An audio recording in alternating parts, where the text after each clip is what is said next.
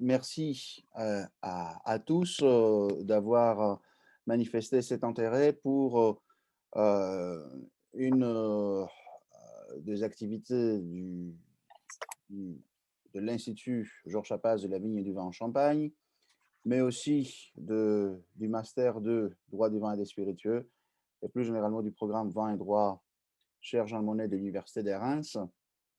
Tout d'abord, j'espère que vous allez tous bien sur le plan sanitaire, sur le plan psychologique. Il faut s'adapter. On sait, vous savez très bien que bon nombre de nos activités d'antan soit ont été supprimées, soit ont été retardées, soit ont été adaptées. Et là, on est vraiment dans une logique d'adaptation. Ce qui était prévu depuis fort longtemps d'avoir lieu en présentiel, c'est-à-dire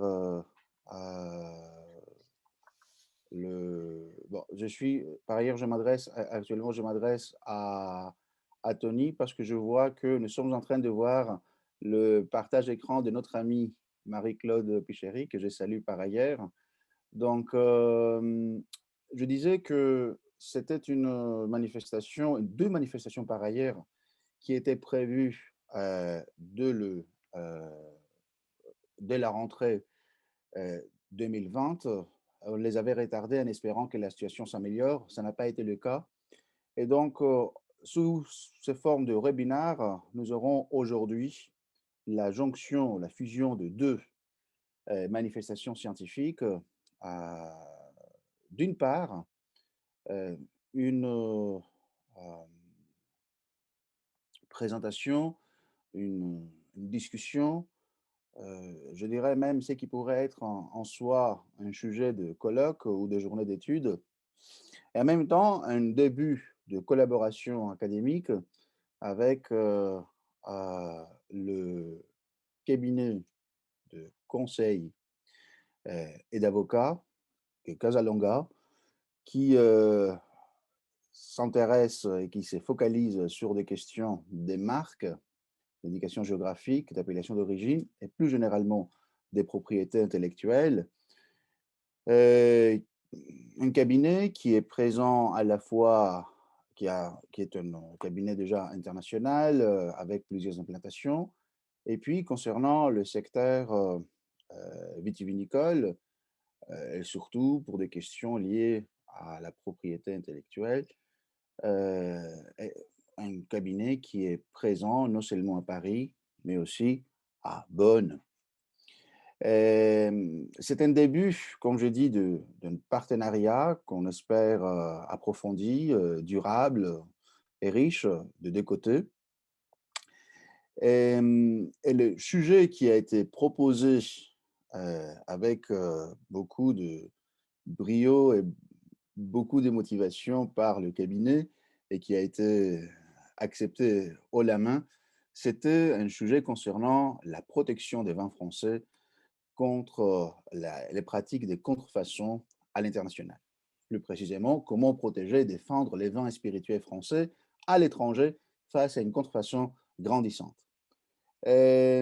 Cette présentation sera assurée aujourd'hui, cette conférence sera assurée par Caroline Casalonga, avocate, bon, je ne sais pas si elle veut le dire, mais bon, moi je vais le dire, qui a été fondatrice du cabinet d'avocats Casalonga. Il faut, vous n'allez pas rougir, Caroline, on ne voit pas très bien, donc vous avez même les droits.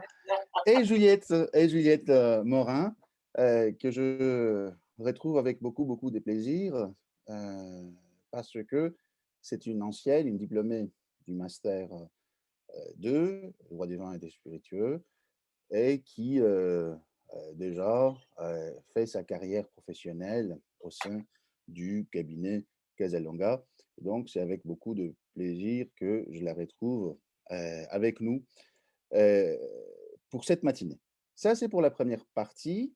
La deuxième partie, bon, on en parlera un peu plus tard, mais déjà, je vous dis que la deuxième partie concerne un autre sujet, un sujet qui était déjà d'actualité, mais qui est devenu, je dirais, existentiel depuis un certain temps, depuis la pandémie, Il s'agit de l'e-commerce. L'e-commerce dans le secteur des vins et des spiritueux, et plus précisément la vente directe de vins entre l'Union européenne et des États tiers, et plus précisément avec les États-Unis. Ici, il y a un aspect pédagogique assez particulier, c'est-à-dire que le programme Vin et droit, le Master 2 droit des vins et des spiritueux, essaye toujours de mettre les étudiants en relation avec le monde professionnel, voire même de les exposer, au bon sens du terme, au monde professionnel.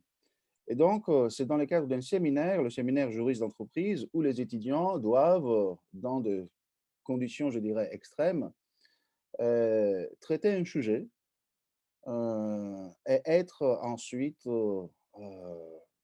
exposés, présenter ce sujet devant le monde des professionnels, un sujet qui concerne les professionnels, comme s'ils étaient des juristes d'entreprise qui devaient faire une présentation devant un conseil d'administration ou tout simplement devant le responsable de leur structure de demain. Je vais vous présenter les étudiants qui vont assurer ces séminaires plus tard, dans la seconde partie de notre matinée. Et donc, sans tarder, je donne la parole à Caroline et à Juliette pour 40-45 minutes afin de présenter enfin, la problématique, sachant qu'ensuite, il y aura directement, on va passer aux questions. Si vous avez des questions, vous pouvez déjà le poser sur le chat, en utilisant le chat, et moi, je vais ensuite les reprendre, sachant qu'il y aura aussi la possibilité, si vous voulez, de poser directement les questions à Caroline et à Juliette, ou même d'avoir un échange. À la fin de cette première partie, il y aura une courte pause de 5 minutes afin de pouvoir assurer la transition. Et ensuite, on va attaquer la deuxième question, à savoir celle sur le e-commerce. Voilà, à vous. Merci beaucoup. Merci Caroline, merci Juliette, donc enfin, du temps que vous avez imparti. Merci de ces débuts de collaboration avec le programme Vin et droit. Et merci donc de vouloir partager votre expérience et votre vision sur ces questions qui intéressent beaucoup notre secteur, surtout en Champagne et pas seulement. Merci beaucoup Théodore. Merci d'avoir accepté de nous écouter aujourd'hui et tous mes remerciements à l'Institut Georges Chapaz, à l'Université de Reims et bien sûr au Master et à vous Théodore. Je vais vous partager donc notre présentation.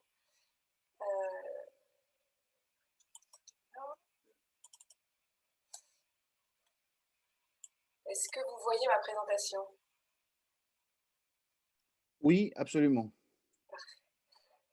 Donc, c'est un sujet passionnant qui allie à la fois la technique juridique, la stratégie et la technologie. Donc, nous allons avec Juliette vous présenter tout d'abord la stratégie juridique, puis la stratégie technologique, avant d'aborder la stratégie judiciaire pour lutter contre la contrefaçon dans le domaine vitivinicole.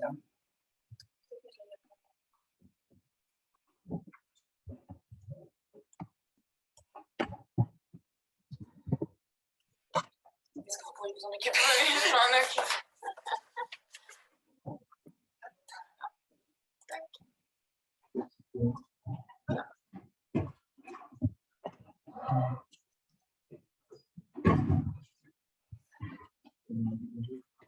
La contrefaçon, c'est un phénomène grandissant dans le domaine des vins et des spiritueux.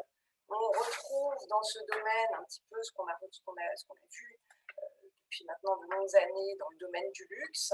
Il y a de plus en plus de contrefaçon et on est aujourd'hui à peu près 20% du commerce mondial du vin qui constitue de la contrefaçon, avec bien sûr des pertes d'emploi. Et ça affecte principalement la France, puisque nous sommes le premier exportateur de vins et spiritueux au monde.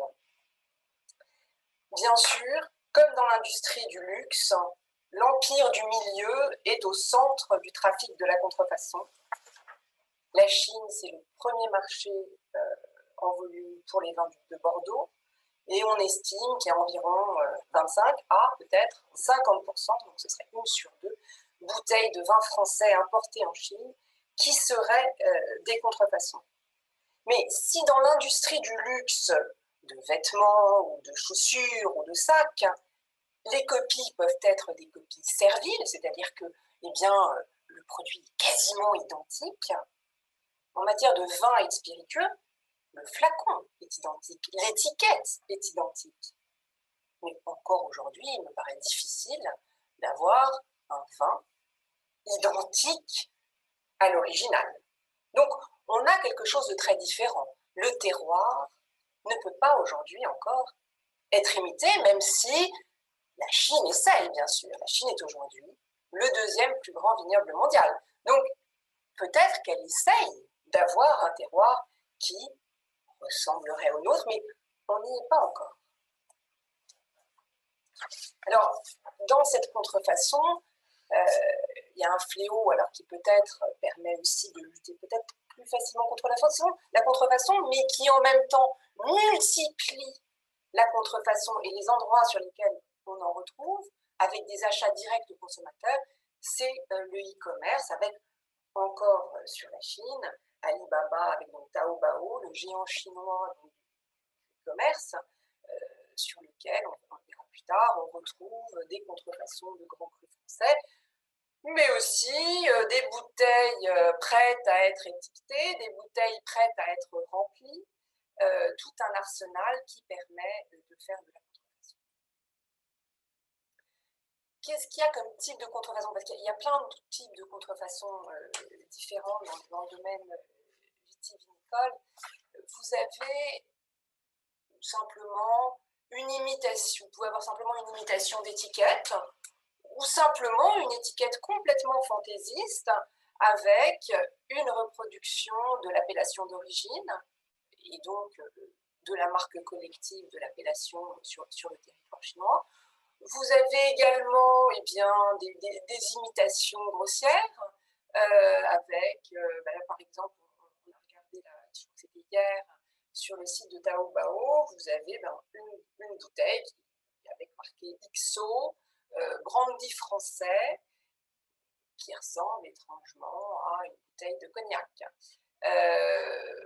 Vous avez des fausses bouteilles, donc des copies serviles. Donc là, vous avez un exemple de saisie douanière sur laquelle vous retrouvez beaucoup de bouteilles NC avec l'identique. La seule chose qui reste différente, certainement, c'est le spiritueux qu'on trouve à l'intérieur de la bouteille. Mais sinon, la copie est totalement servile. On retrouve exactement la même étiquette, le même flacon, tous les termes sont identiques. Vous avez un autre phénomène qui est le re-remplissage de bouteilles originales. Alors, la bouteille est originale, mais ce qui est à l'intérieur ne l'est pas. Donc le consommateur achète une bouteille très chère, mais boit un vin qui est certainement beaucoup moins cher que ce qu'il a acheté, donc de la tromperie. Alors, face à tout cela, on va vous exposer tout d'abord la stratégie de protection propriété intellectuelle pour lutter contre la contrefaçon. Donc c'est d'abord la stratégie de protection avant qu'on aborde la stratégie, donc, comme je vous l'ai dit, technologique et puis la stratégie judiciaire. D'abord, une stratégie propriété intellectuelle. Ce qui est important dans cette lutte contre la contrefaçon, c'est d'avoir une bonne stratégie de propriété intellectuelle qui nécessite souvent de combiner plusieurs éléments. Donc, combiner une marque simple avec un nom de domaine, avec un dessin et modèle, combiner l'appellation d'origine avec une marque collective pour pallier aux faiblesses de protection des indications géographiques dans certains pays, le dessin et modèle, parce que souvent, il est plus facile d'obtenir un dessin et modèle sur un flacon qu'une marque, et le nom de domaine qui est essentiel toujours pour avoir une présence sur le net. Donc voilà, donc je pense que tous ces éléments doivent absolument être combinés. Alors la marque, petit focus pour les étudiants qui nous écoutent, une marque protégée en France ou un nom de domaine viticole ou encore un nom patronymique toujours encore protégé en France ne confère aucune protection à l'étranger. Donc si la société uniquement titulaire du nom de son domaine et éventuellement d'une marque française, elle ne pourra rien faire à l'étranger. Donc la protection de la marque à l'étranger est absolument essentielle. Et puis pour avoir une marque, donc c'est quoi les conditions de validité de la marque? La marque doit être disponible, ça veut dire qu'il ne doit pas y avoir de droit antérieur de tiers. Elle doit être distinctive, ça veut dire qu'elle doit identifier l'origine du produit, différente des marques de tiers. Elle doit être bien sûr licite et ne pas tromper le consommateur. Donc sur la licéité, en matière viticole, on a la question donc, de la mention valorisante château, clos ou domaine. Si vous ne déposez pas pour un vin qui bénéficie d'une appellation d'origine, dans ce cas-là, vous ne pouvez pas déposer votre marque avec la mention château. Juste pour un petit rappel sur les conditions de protection de la marque. Point qui me semble important sur la protection à l'étranger, c'est le choix du territoire. Bien sûr, vous devez avoir une marque française et une marque de l'Union pour protéger l'ensemble du territoire de l'Union. Attention, bien sûr, depuis le Brexit, le Royaume-Uni n'est plus protégé dans l'Union, donc il faut une protection à part. Et ensuite, comment est-ce qu'on choisit les pays? Alors, il est essentiel, bien sûr, de choisir la Chine, mais tous vos pays d'exportation, donc les US, l'Australie, maintenant donc le Royaume-Uni, la Suisse, tous ces pays qui ne sont pas partie de l'Union, tous les pays dans lesquels il y a une exportation. Donc la marque internationale, ça permet d'avoir tout simplement une protection moins onéreuse que les marques nationales à l'étranger et d'être utilisée dans tous les pays qui font partie de l'arrangement de Madrid ou du protocole. Sur les autres pays, il faut utiliser la marque nationale à l'étranger. Et également, il est important d'utiliser la marque nationale dans certains cas. Par exemple, pour avoir une translittération en Chine, c'est intéressant de déposer une marque nationale. De la même manière, au Japon, avoir une translittération, ça peut être intéressant. Je pense notamment aux appellations d'origine qui font donc l'objet de dépôt de marques collectives. Il est important d'avoir une translittération de l'appellation sous forme de marque collective et pas uniquement la marque en caractère latin. Et puis la marque nationale à l'étranger, ça peut être aussi intéressant quand on a une marque propre à son territoire. Après, sur le choix des classes, normalement, en matière de vin et spiritueux, c'est assez simple. Normalement, c'est la classe 33. Il n'y a pas trop de questions à se poser. Mais néanmoins, on peut se poser la question aujourd'hui, compte tenu du développement de la contrefaçon en Chine, s'il pourrait pas être intéressant d'avoir également une protection de la marque, en tout cas, je dirais surtout pour les appellations d'origine, les indications géographiques, d'avoir la protection en classe 16 pour avoir une protection sur l'étiquette, pour éviter, pour avoir un moyen de lutte contre tout simplement la vente d'étiquettes. Et de même sur les flacons, parce qu'on voit qu'il y a de plus en plus donc, de propositions à la vente de flacons portant des étiquettes contrefaisantes. Donc c'est peut-être pas inintéressant d'avoir la protection en plus sur la 16 et la 21, peut-être uniquement sur des gros pays de contrefaçon, donc je pense principalement et peut-être uniquement à la Chine aujourd'hui. Alors un petit exemple une explication sur qu'est-ce qu'on doit déposer. C'est une simple bouteille. Vous avez donc une marque verbale qui est la chablisienne, une marque figurative avec la petite égérie, cette jeune femme avec de la vigne autour des bras, et une étiquette, et bien sûr l'AOC Chablis. Qu'est-ce qu'il faut protéger à l'étranger? Alors, bien sûr, on n'a pas, évidemment l'étiquette, on n'a pas un budget illimité, donc il faut choisir. La partie principale Bien sûr, d'abord, ce serait d'avoir une protection dans les pays qui ne reconnaissent pas les indications géographiques de Chablis, à titre de marque collective, notamment pour la Chine. Ça, c'est important pour pouvoir avoir une lutte contre la contrefaçon efficace. Mais ça, c'est pour l'interprofession.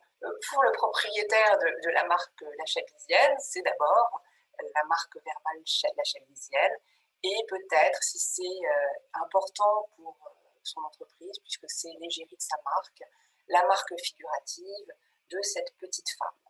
Faut-il déposer l'étiquette dans son ensemble? Je ne pense pas, puisque les éléments distinctifs, on vient de les voir, doivent être déposés donc séparément, je pense. C'est préférable. Donc on voit là les différents types de marques, la marque verbale, la marque figurative, la marque semi-figurative qui est une étiquette, et puis des marques un peu spéciales qui sont la marque de couleur. Il y a très peu d'exemples. C'est extrêmement difficile d'obtenir l'enregistrement d'une marque de couleur. Il y a l'exemple, je crois, quasiment unique du jaune Clicquot. On reconnaît tout de suite le jaune Clicquot. Hein. Donc le Pantone a été enregistré à titre de marque de l'Union européenne, et il y a une décision récente qui confirme la validité de cette marque.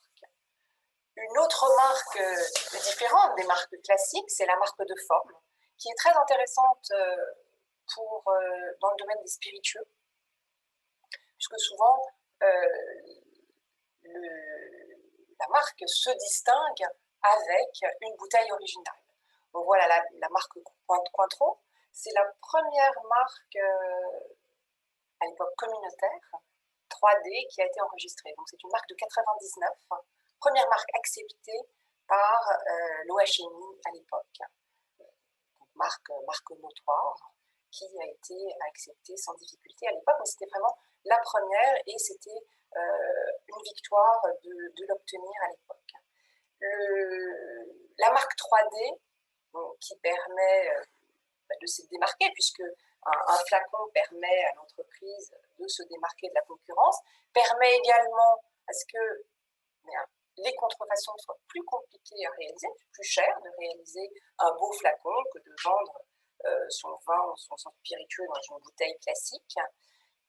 C'est intéressant d'obtenir une marque 3D, mais c'est souvent très difficile, donc parfois il faut passer plutôt par le dessin et modèle, qui permet d'avoir une protection sur la forme de la bouteille, et si elle est beaucoup utilisée, peut-être un jour d'obtenir une marque par l'acquisition du caractère distinctif par l'usage. Peut-être un petit zoom sur la marque 3D. Oui, Caroline, merci. Comme vous l'avez expliqué, la marque 3D, en tout cas la protection à titre de marque de la forme du conditionnement et notamment les bouteilles, est très difficile à obtenir, notamment parce que le caractère distinctif de la forme de la bouteille est apprécié de manière très restrictive par les offices de propriété intellectuelle et par la Cour de justice de l'Union européenne. Cependant, la Cour a fait preuve de souplesse dans un dernier arrêt, un arrêt du 12 décembre 2019, une affaire Waros. Donc c'est la bouteille que vous pouvez voir à gauche. C'est une bouteille qui a une forme d'amphore, c'est une bouteille de vin. Et dans cet arrêt, il était question du caractère distinctif de cette forme. En effet, la Cour a considéré que cette forme d'amphore, se caractérisant par un renflement très important en son milieu, était distinctive. En effet, c'était une forme remarquable et facilement mémorisable par le public pertinent. Donc c'est ce caractère exceptionnel de la forme de la bouteille qui a permis de la protéger. En fait, c'est un caractère exceptionnel par rapport aux habitudes du secteur. C'est très rare de retrouver ce genre de bouteille. Et donc la Cour a considéré que cette forme était distinctive pour désigner des boissons alcoolisées en classe 33. Donc c'est quand même, je pense qu'il faut préciser, que c'est une jurisprudence importante pour le secteur des vins et spiritueux. Et justement, elle devrait encourager les acteurs à développer l'originalité de leur forme de bouteille et toujours continuer à chercher à se distinguer des autres entreprises du secteur. Donc, d'autres outils de protection qui sont particulièrement intéressants dans le domaine des vins et spiritueux, ce sont les marques spécifiques aux vins et spiritueux. Donc, on retrouve trois types de marques. La marque domaniale, la marque commerciale et la marque patronymique. Donc, je vais commencer par la marque domaniale que vous retrouvez au milieu. En l'espèce, on voit l'étiquette du Château Beaumard. Donc, la marque domaniale est une marque très spécifique puisqu'elle renvoie à un lieu géographique précis. notamment à une exploitation viticole.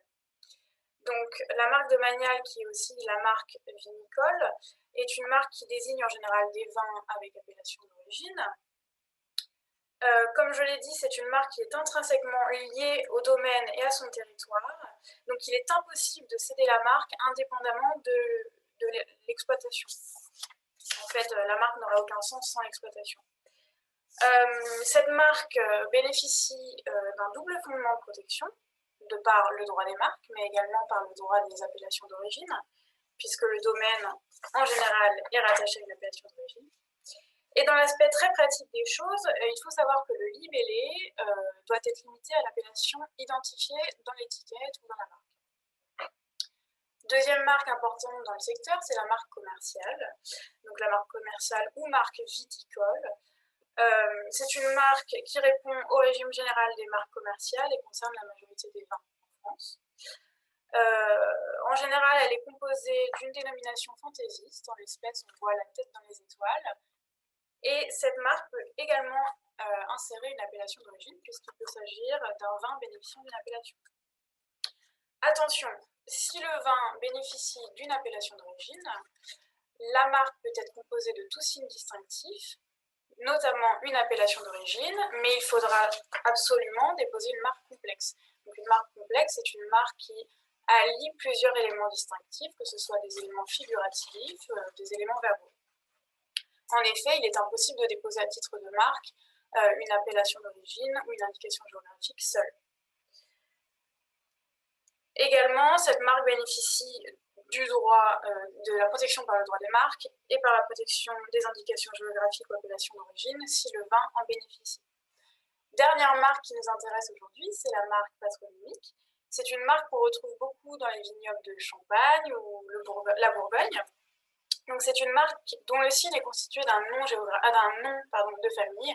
En l'espèce, vous pouvez voir le nom Tétinger pour le fameux Champagne. Donc en l'espèce, ça peut distinguer un vin bénéficiant d'une indication géographique ou non. Et le déposant doit être porteur du nom, ou en tout cas, il doit bénéficier d'une cession de droit. Voilà. Un petit rappel sur les autres droits de propriété intellectuelle qui sont protégeables. Vous avez bien sûr les droits d'auteur. Si vous avez une œuvre d'art sur votre étiquette, elle est protégeable au titre du droit d'auteur. Le dessin et modèle, j'en ai parlé. C'est une protection donc, pour 25 ans. Au bout de 25 ans, elle tombe dans le domaine public. Mais cette protection à titre de dessin et modèle peut être intéressante pour la protection des flacons lorsqu'il est difficile d'obtenir une marque. Il faut juste se souvenir que le dessin et modèle, pour être valable, doit être nouveau, ce qui veut dire qu'il ne doit pas avoir été divulgué avant son dépôt, et il doit avoir un caractère propre ou caractère individuel, c'est-à-dire qu'il doit se distinguer, donner une impression différente des autres flacons du marché. Les noms de domaine sont également essentiels dans la protection aujourd'hui, puisque c'est finalement la vitrine Internet de l'entreprise va être une adresse Internet qui donc est la reproduction d'un nom de domaine. C'est important d'avoir, je pense, chaque marque protégée, chaque nom protégé à titre de dessin et modèle pour la visibilité sur le net. Sur la marque collective et l'indication géographique. On en a déjà parlé tout à l'heure. Il y a la nécessité souvent, lorsque l'indication géographique n'est pas protégée dans certains pays, d'avoir une marque collective. Une marque collective, c'est quoi? C'est comme une marque simple, sauf qu'elle est la propriété, par exemple, d'une interprofession, et elle identifie tous les produits qui émanent de cette interprofession, de ce groupement d'acteurs. Donc, par exemple, quand vous avez une marque collective des vins de Bordeaux ou de Champagne ou des producteurs de cognac, tous les producteurs de cette région, donc, qui font partie de l'appellation d'origine, peuvent utiliser le nom Bordeaux, ou le nom Champagne ou le nom cognac. Donc, ce sont les producteurs de l'appellation d'origine qui peuvent utiliser cette marque collective. Elle n'a aucun intérêt en Europe, où nous avons une protection forte des appellations d'origine, donc absolument aucun intérêt de déposer une marque collective dans cette zone géographique. En revanche, si l'on prend la Chine, pays dans lequel l'indication géographique est reconnue, il y a une protection de l'indication géographique, elle existe, donc on peut enregistrer une indication géographique. Je crois que Cognac a été la première indication géographique à l'obtenir en Chine. Il n'empêche que aujourd'hui, il est impossible d'obtenir une décision de justice favorable sur le fondement d'une indication géographique. Donc il est essentiel pour les interprofessions d'avoir aujourd'hui des marques collectives dans cette région, donc en Chine, marques collectives Bordeaux, Cognac, Bourgogne, etc. Peut-être un petit peu plus sur les indications géographiques. Oui, alors je constate que ce n'est pas la bonne diapo, mais c'est pas grave, on va faire avec. C'est vrai? Oui, c'est pas grave, je vais improviser.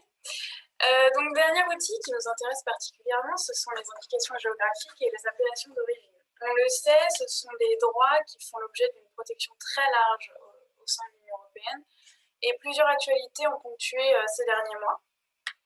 Donc, je vais revenir sur 3 actualités différentes. La première actualité, c'est l'accord commercial entre la Chine et l'Union européenne sur les indications géographiques. Cet accord est entré en vigueur la semaine dernière, donc le 1er mars 2021. Il nous intéresse particulièrement puisque cet accord permettra la protection réciproque de 100 indications géographiques de l'Union européenne en Chine et 100 indications géographiques chinoises au sein de l'Union européenne. Parmi les 100 indications géographiques européennes, on en retrouve 26 qui sont françaises. La majorité sont relatives aux produits viticoles, donc on peut retrouver par exemple le Bordeaux, le Champagne, le Cognac, le Chablis. Dans les faits, ce qui est très intéressant, c'est que l'accord permettra une protection contre les traductions des noms d'indications géographiques en langue chinoise, vous parliez tout à l'heure, de la translittération. Mais il permettra également en Chine un rejet automatique des dépôts de marques portant atteinte aux indications géographiques de l'Union européenne. C'est un outil dans lequel nous fondons beaucoup d'espoir. Deuxième actualité qui nous intéresse aujourd'hui, c'est l'adhésion de la France à l'acte de Genève de l'arrangement de Lisbonne sur les indications géographiques. La France a adhéré à l'acte de Genève le 21 janvier 2021. Et cette adhésion nous permettra notamment de voir les indications géographiques françaises protégées sur le territoire de l'ensemble des parties contractantes, en l'espèce 30 pays. Donc c'est vraiment intéressant à l'échelle internationale. Cela permettra également un enregistrement unique des indications géographiques auprès de l'OMPI, donc beaucoup plus pratique. Et enfin, l'adhésion de la France permet de prendre en compte les indications géographiques qui ne sont pas agricoles. Donc en France, nous en avons plusieurs. Ce sont par exemple la porcelaine de Limoges, le granit de Bretagne ou le siège de l'IFOL. Enfin, dernière actualité qui nous intéresse aujourd'hui, c'est le Brexit. Donc sujet un peu compliqué pour les appellations d'origine. Ce que l'on sait pour le moment, c'est que les indications et appellations qui existaient au 31 décembre 2020, continuent aujourd'hui de bénéficier du même niveau de protection au Royaume-Uni, un niveau à peu près équivalent à celui qui est proposé au sein de l'Union européenne. Sur le sujet, je vous invite à écouter la prochaine conférence de l'AIDV sur le sujet de l'Union européenne et les indications géographiques, et notamment le Brexit. Donc on l'a dit, les indications géographiques bénéficient d'une protection très importante, très large au sein de l'Union européenne, et elles sont notamment protégées contre plusieurs atteintes. Atteintes qui sont définies à l'article 103 du règlement 1308-2013. Donc ce sera par exemple, seront considérées comme atteintes par exemple toute utilisation commerciale directe ou indirecte de l'indication géographique, toute usurpation, imitation ou évocation, toute autre indication fausse ou fallacieuse, et enfin toute autre pratique susceptible d'induire le consommateur en erreur quant à la véritable origine du produit. Donc, ces notions d'atteinte sont très importantes, puisque la Cour européenne a développé une jurisprudence importante sur le sujet et très vaste, et elle a notamment précisé les contours de la notion d'évocation dont je parlais à l'instant.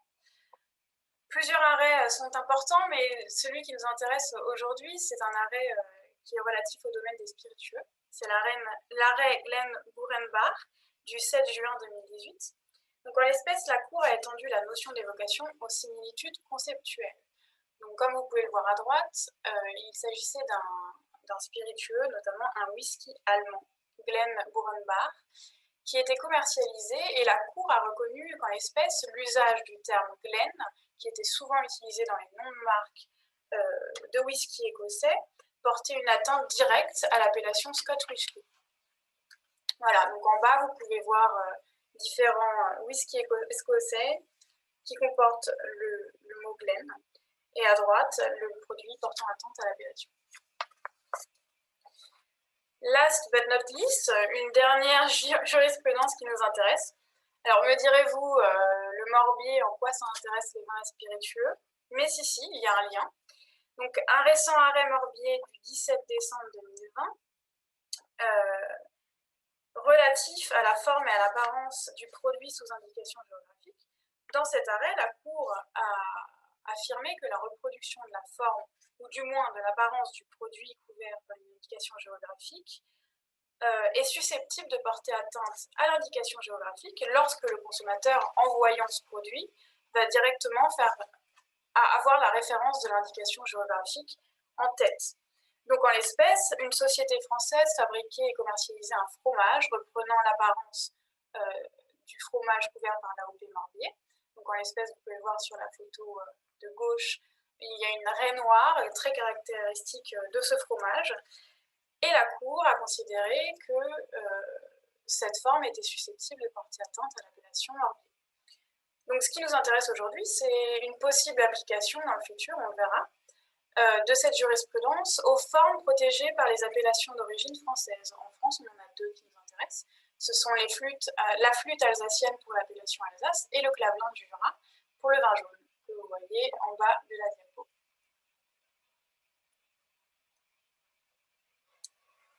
Je vais maintenant vous parler des moyens techniques de protection.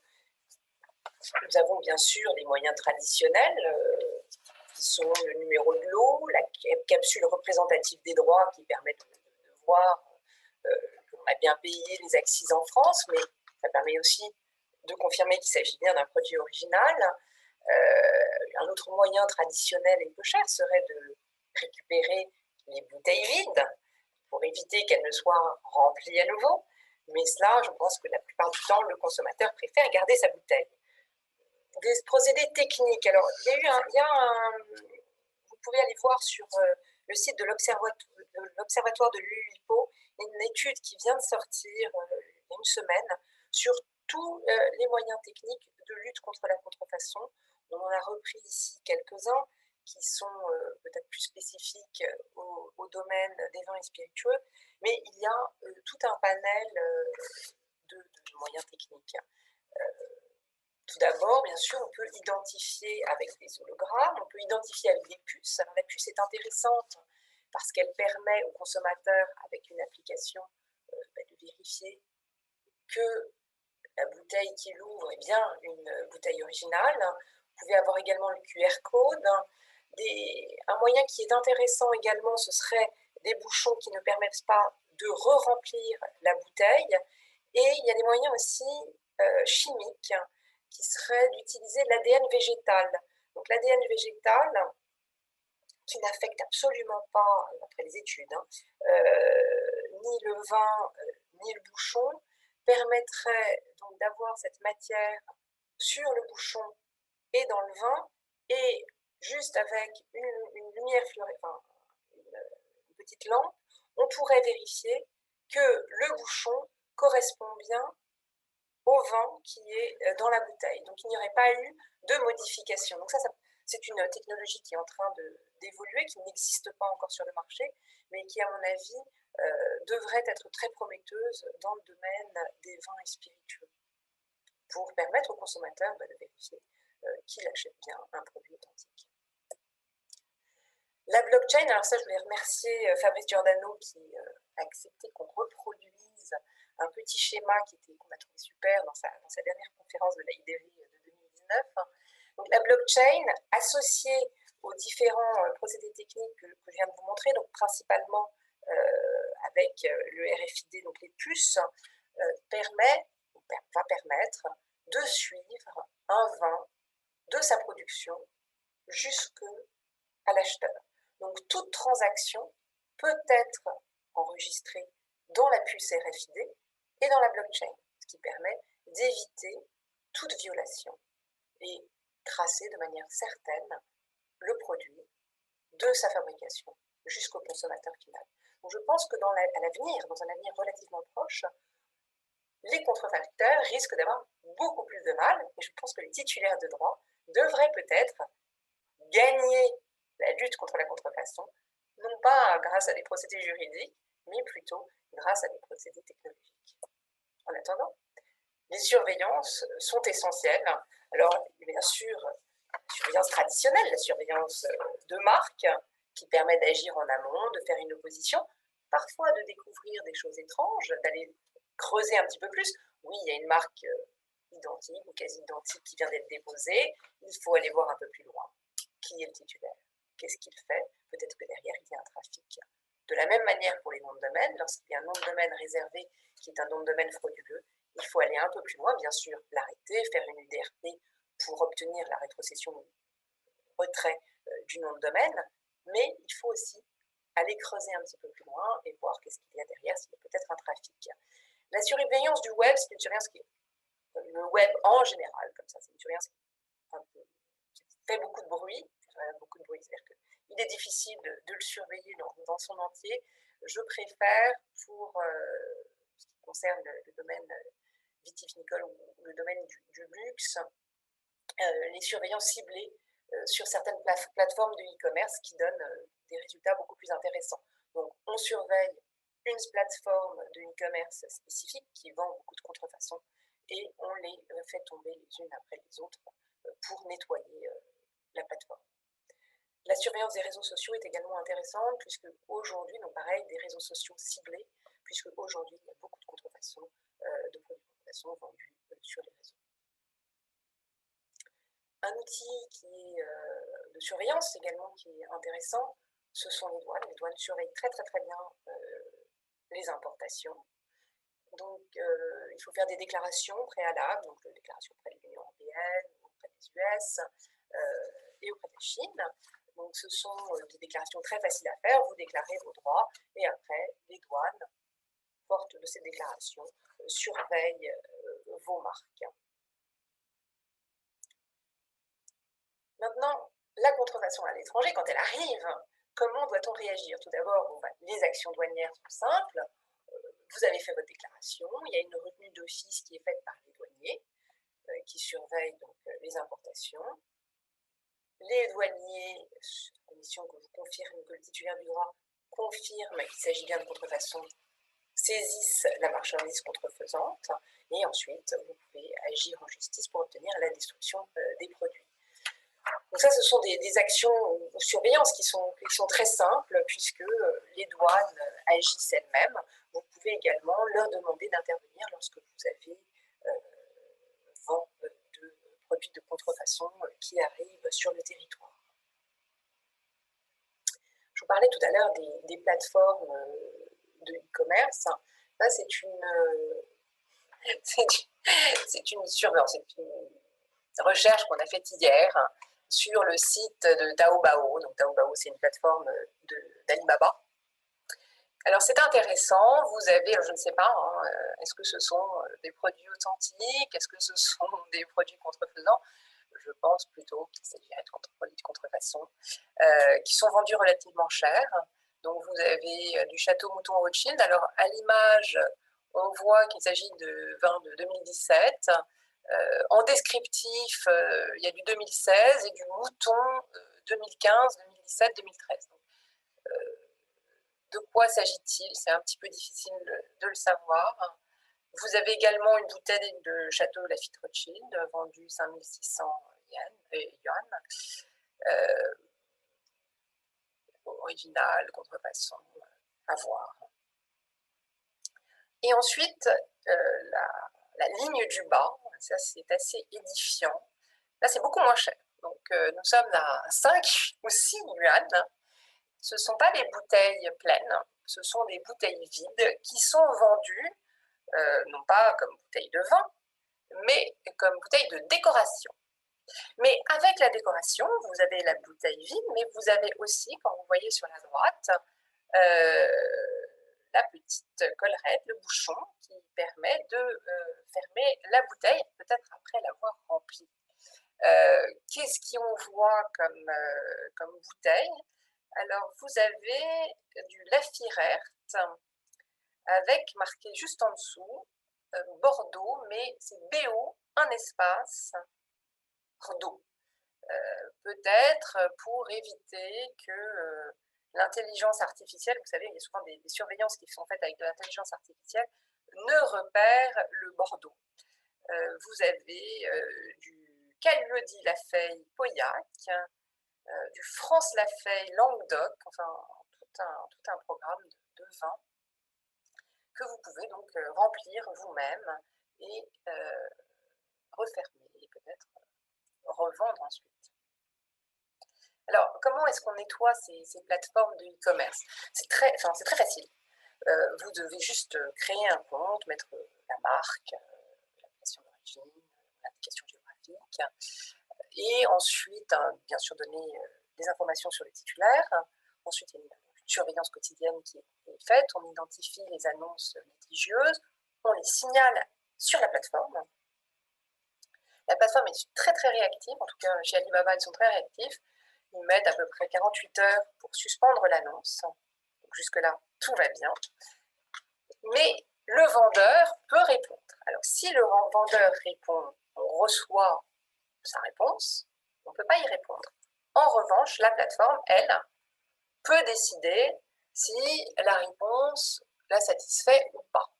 Alors, si la réponse la satisfait, eh bien dans ce cas-là, il remet en ligne l'annonce, et sinon, il retire l'annonce définitivement.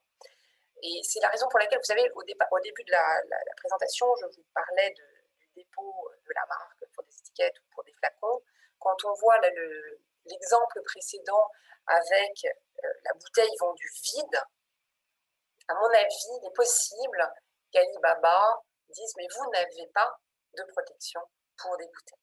Donc, il est peut-être préférable d'avoir cette protection pour les bouteilles vides en plus du vin, pour cette raison-là. Alors, quelques exemples maintenant d'actions en contrefaçon. Donc, on va vous présenter une action en contrefaçon pénale, une action en contrefaçon au civil. Et là, d'ailleurs, c'est au pénal. Excusez-moi, il y a marqué au civil, mais c'est au pénal. Et puis, une action en contrefaçon en France sur la base d'autres droits. Donc, là, il s'agit d'une action en contrefaçon au pénal. C'est la première décision, c'est très intéressant, c'est une décision récente de juin 2020. C'est la première fois qu'une interprofession obtient gain de cause au pénal en Chine contre des contrefacteurs. Sur la base, non pas de l'indication géographique Bordeaux, puisque, comme je vous l'ai dit, c'est très compliqué, on n'arrive pas à obtenir de décision de justice sur les indications géographiques en Chine, mais sur la base de sa marque collective Bordeaux. Donc sa marque collective est constituée de l'élément Bordeaux associé à la translittération Bordeaux. Donc c'est sur ce fondement que le CIVB a obtenu le gain de cause. Donc c'était une action menée et par le parquet et par le CIVB contre les prévenus, qui était donc la société qui vendait, donc Shanghai Fetong, et son gérant. Vous voyez donc sur la droite l'image, on voit donc il y avait une utilisation de l'appellation d'origine Bordeaux avec un nom de vin inconnu. On voyait également sur l'emballage la mention Languedoc, et puis c'est assez amusant, il y a marqué very beautiful, non, very clean, beautiful ou beautiful wine. Donc voilà, tout ça montre que ce n'est absolument pas un produit authentique. Donc il y a une condamnation non négligeable, 100 000 yuan pour la société, 18 mois de prison, la confiscation bien sûr des bouteilles, et surtout, ce que je trouve très intéressant, c'est l'interdiction pour le gérant de continuer à se livrer à du commerce de produits alimentaires. Donc c'est une condamnation importante, et pendant une période probatoire. Donc ça, le gérant va devoir prouver, apporter la preuve aux autorités chinoises qu'il ne fait plus de contrefaçon. Voilà, là on voit quelques éléments. Donc ça, c'était la saisie par la police. On voit tous les emballages avec marqué, non pas Bordeaux d'ailleurs, nulle part, mais juste Burque-Lafayette. Là, on a bien une action civile. Donc ça, c'était les nombreuses actions civiles. Les tribunaux chinois quand même donnent des décisions favorables aux titulaires de droit. Donc on a de nombreuses décisions civiles d'interprofession française, avec donc là encore un exemple récent. J'ai repris également Bordeaux. Donc une décision également de 2020, avec une condamnation quand même à 6 000 yuan pour la contrefaçon de la marque collective Bordeaux. Et maintenant, un exemple, alors là, d'usage de vente de vin en Chine, sans droit, avec une action, non pas en Chine, mais en France, que va vous expliquer Juliette. Oui, merci. Dans une dernière affaire récente que nous avons eue récemment, c'est l'affaire Pégase de l'Aude. Donc la société France Vin Alliance commercialisait le vin que vous voyez à gauche, Pégase de l'Aude, en Chine. Elle a découvert qu'une société française commercialisait également en Chine une bouteille Grand Chevalier que vous voyez à droite, qui sont quand même extrêmement similaires. Après quelques recherches, nous avons constaté que le vin litigieux était mis en bouteille et étiqueté en France, puis exporté en Chine. Donc il faut savoir que la société France Vin Alliance n'avait aucun droit de propriété intellectuelle en Chine, mais elle avait une marque française. Donc en l'espèce, comment réagir? Ce qui nous intéresse, c'est l'élément d'extranéité qui est situé en France, qui était l'étiquetage. Et en effet, on a plusieurs fondements qui nous intéressent, la contrefaçon de marque et la concurrence déloyale et parasitaire. En l'espèce, la contrefaçon était possible puisque le nouvel article L713-3-3 du Code de la propriété intellectuelle précise que le titulaire d'une marque peut interdire l'apposition d'un signe identique ou similaire à sa marque sur des étiquettes pour des produits destinés à l'export. Attention, il y a une condition, il faut absolument que l'apposition de ce signe litigieux puisse créer un risque de confusion pour le consommateur, bien évidemment. Donc en l'espèce, tout simplement, on a pu agir en contrefaçon de marque en France, puisque comme vous pouvez le voir, la marque était clairement reprise sur l'étiquetage de la bouteille française Grand Chevalier.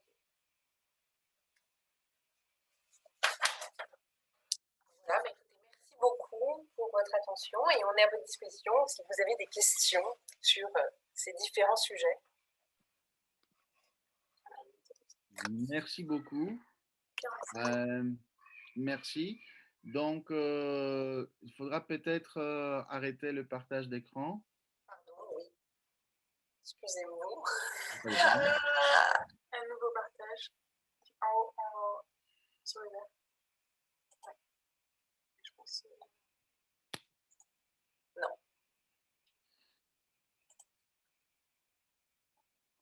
C'est bon. Merci beaucoup donc de cette conférence très très riche avec beaucoup d'exemples, avec des enjeux. Moi, j'ai déjà une question donc pour lancer le débat. Et ensuite, j'aimerais bien, j'ouvre le débat. Ma question est une question plutôt des praticiens. Donc, on voit bien les différents, enfin, les bases juridiques, on voit le phénomène, on voit les pratiques.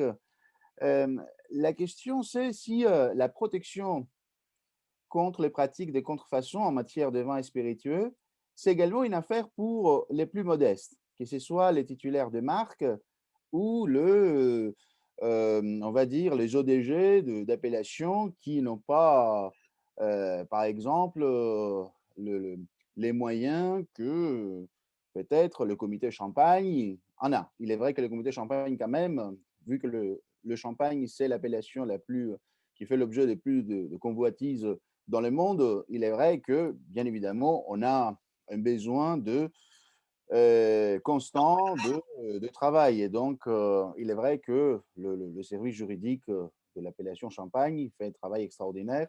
Ils sont submergés vu le prestige de l'appellation. Mais parlons des autres appellations. ma question est simple.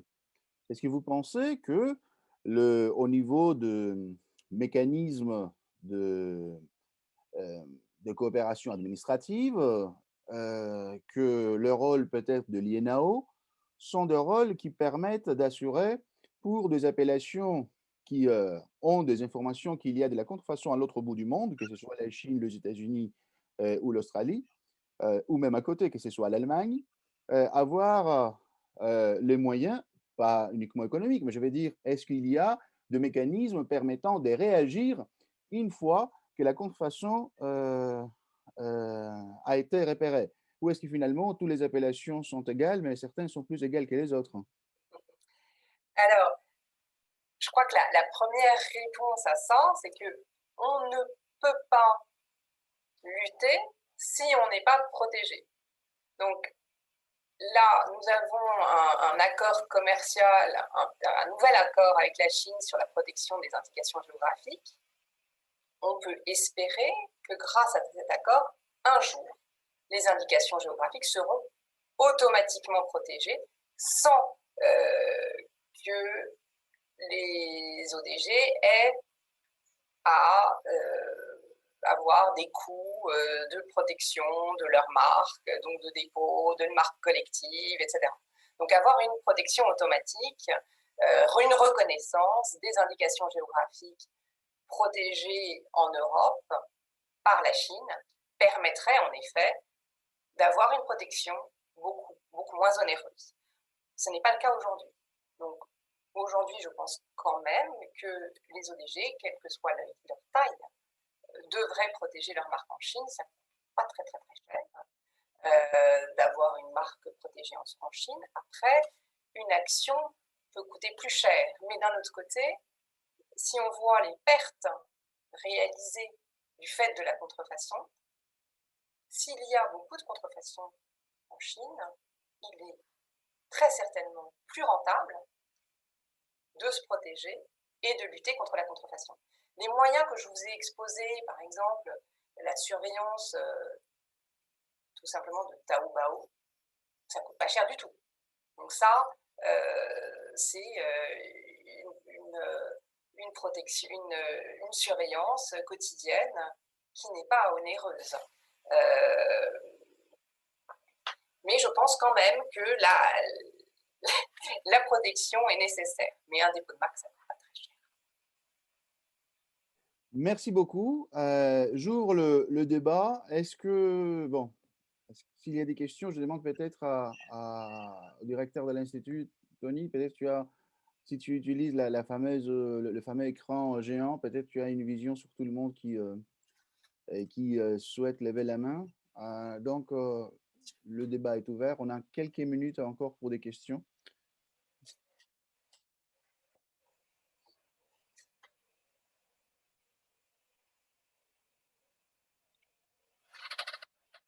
Je m'adresse aussi aux étudiants de Master 1 et des Master 2 que je vois participer en masse.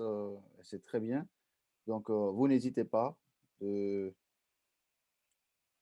poser des questions ou réagir.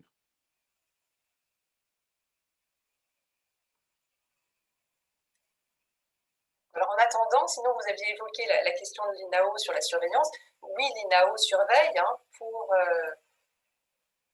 pour les différentes ODG françaises. Donc elle fait une surveillance de marque. Donc ça, c'est quelque chose qui est effectué par l'INAO. Entendu. Merci. Merci beaucoup. Je vois que Maître Michel Feuerbach, donc il demande la parole, que je salue par ailleurs parce que je connais, je saisis l'occasion pour le remercier de son aide infaillible pour la vie de tous les jours concernant le Yusvini, la revue Droit des vins et des spiritueux, et je suis très heureux de le voir aujourd'hui avec nous. Maître, vous avez la parole.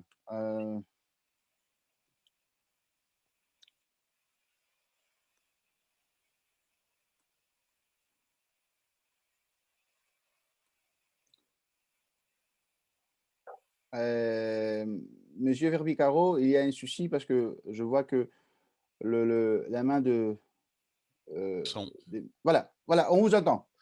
Oui, je vous remercie, monsieur le professeur. Moi, je voulais Bonjour. juste évoquer, bonjour, pardon, un cul-de-sac juridique dans lequel on se retrouve à propos d'une formule assez évidente.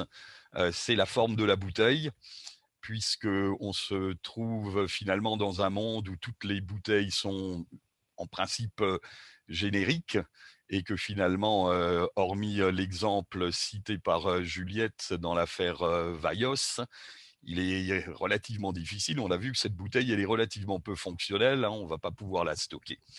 Euh, cependant, euh, il existe un certain nombre, et c'est pas uniquement parce que je suis alsacien que je l'évoque, il existe, vous le savez, un certain nombre de formes de bouteilles qui sont protégées, mais ça n'est de loin pas la règle. Et ce qui m'étonne un tout petit peu, c'est que les interprofessions, qu'elles soient françaises, mais qu'elles soient aussi issues des grands pays producteurs de vins et spiritueux, ne s'attachent pas à déployer son talent et son génie dans la confection de formes nouvelles ou peut-être qui rappelleraient d'anciennes formes, entre la bordelaise, qui est parfaitement générique, la champenoise, qui est sans doute trop générique. C'est pour ça qu'il y a quelques maisons qui ont procédé au dépôt de bouteilles assez faiblement distinctives, mais qui ont malgré tout été retenues. Et je pense que ce serait, peut-être même en collaboration avec les grands verriers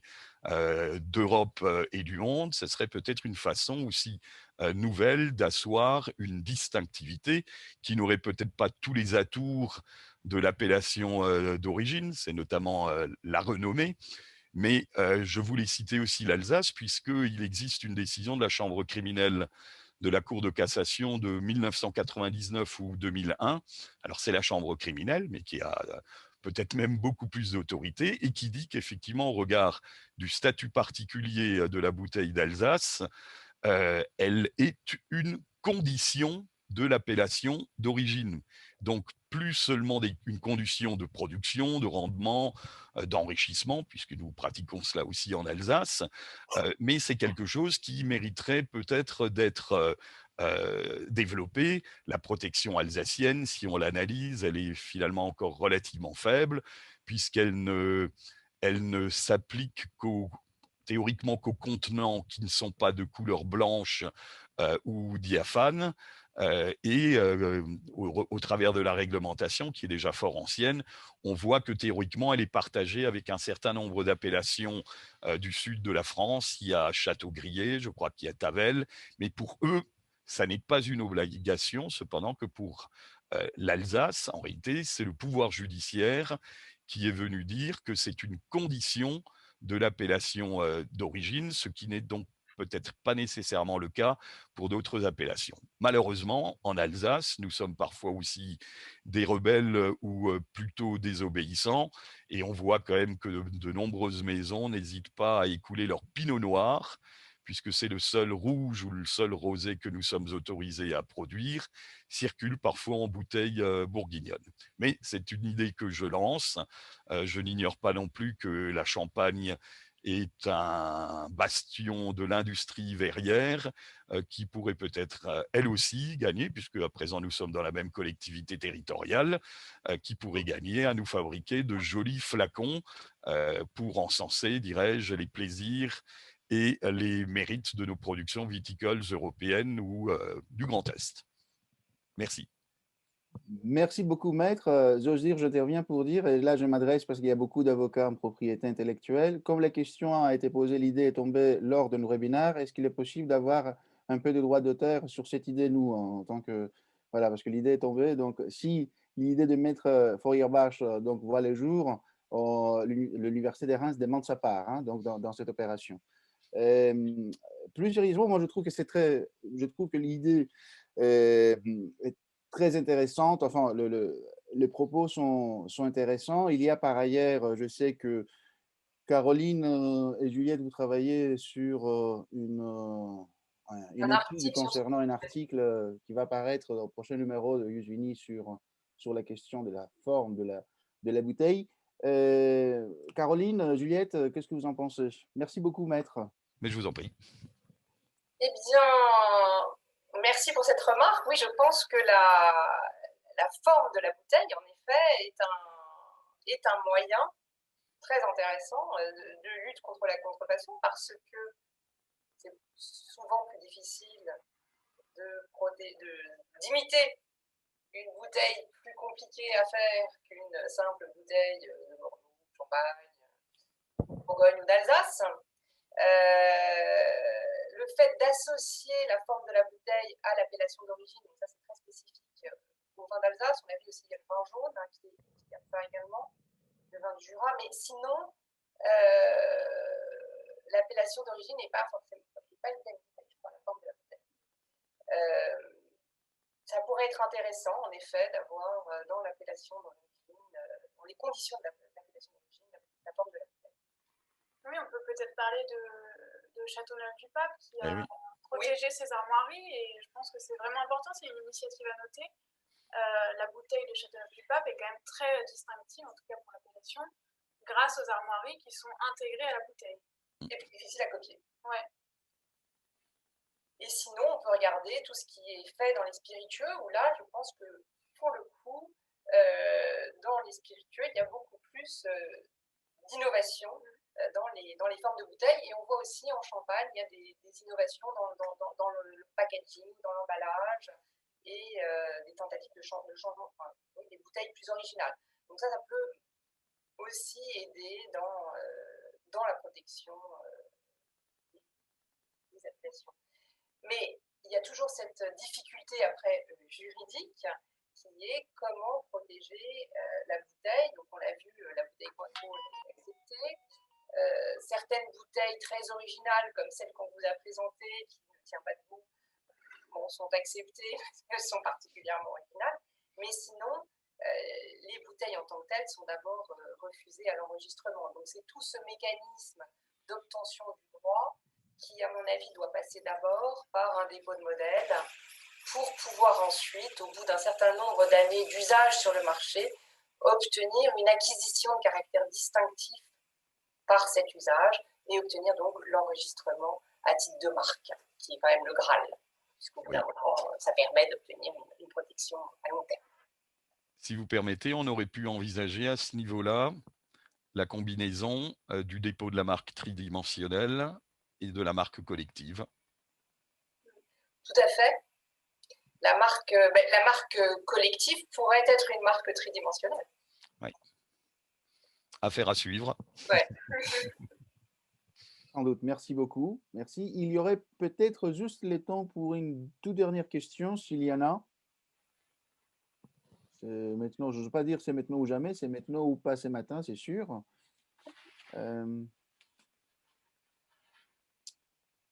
Bien. Donc, je ne vois pas d'autres questions. Il ne me reste, non, il ne me reste qu'à remercier vivement Caroline et Juliette de cette conférence qui sans doute est la première, mais sans doute pas la dernière.